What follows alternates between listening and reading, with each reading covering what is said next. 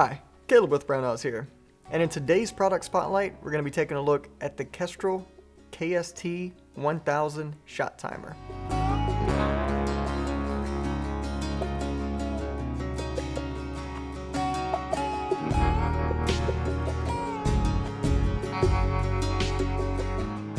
So we just got back from the range with this thing, and I can honestly say the KST1000 is my new favorite shot timer.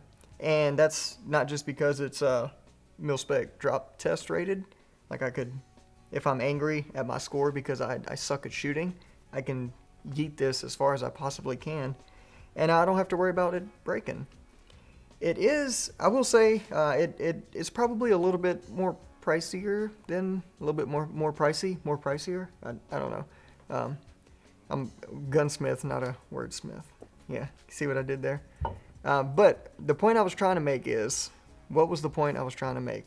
Oh yeah, so if you don't mind paying a little bit more for a premium product that's also made in America, then this is definitely the shot timer for you.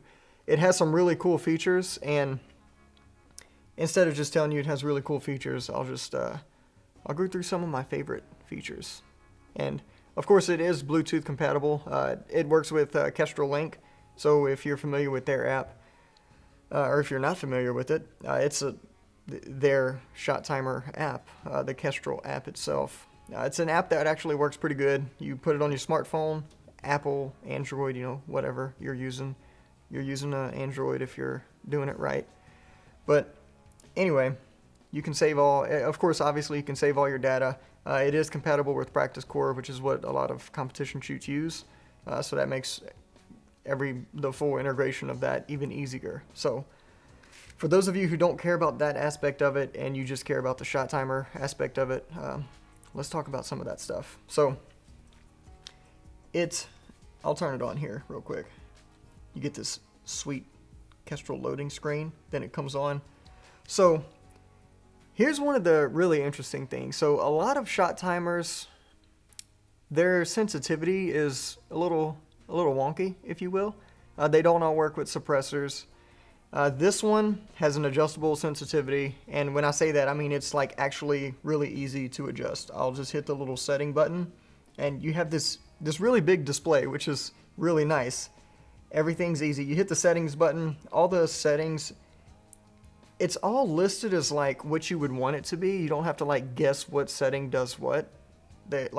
Whoever designed this was probably also a shooter, which is really convenient.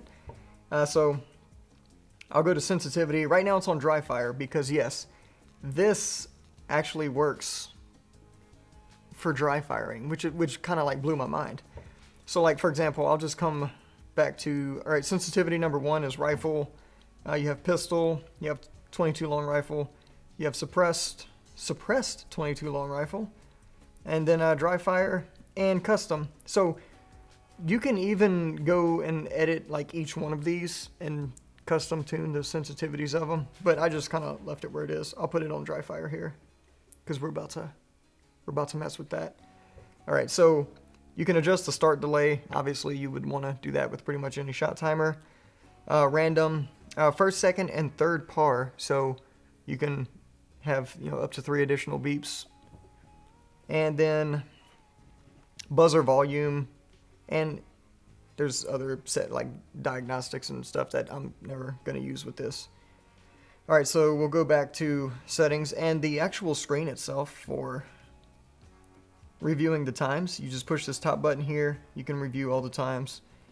You can clear it, which there's nothing to clear, but I'll clear it anyway. And you hit this again and it goes back to this. But okay, so I'm wearing this on my belt, right? That's super cool. It's easy to work with. But because of this big screen, I would have to unclip it to look at it, right? Wrong.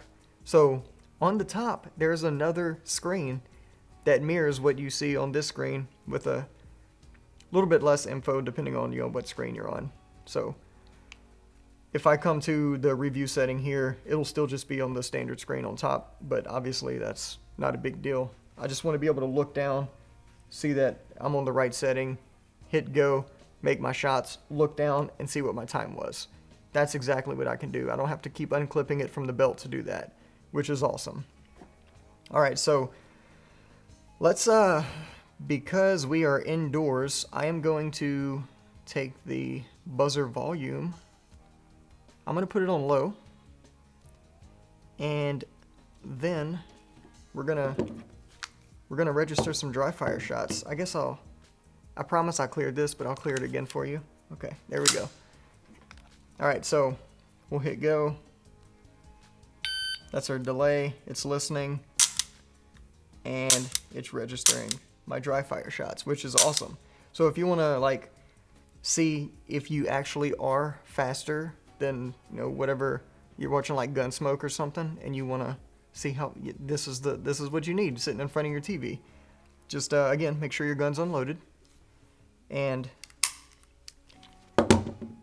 that's all you need to do from there. So this thing here, kind of going back to it here, let me clear these settings real quick. Stop the, like, I'm trying to talk to the camera, but I have anxiety because like the timer's still going, so it's just like my brain is like, talk faster. But no, so it's been a while since I've shot with a shot timer, actually, because we're coming out of winter time here. I've done a little bit of shooting, but I haven't done any shooting with the shot timer. So this was extremely helpful for showing me, you know, how much I suck coming out of the winter, going back to the range.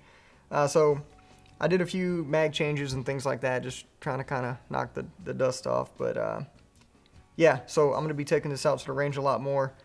I think it has some really cool features. Like I said, it is definitely my favorite shot timer. I don't think we covered all of the features. You can adjust the backlit brightness and things like that. Just a bunch of other stuff. But as far as shot timers go, this is the one to get. Oh, it has a sweet lanyard loop, belt clip. It comes with batteries, and I put the batteries in. I should like be able to tell you guys what type of batteries it takes here.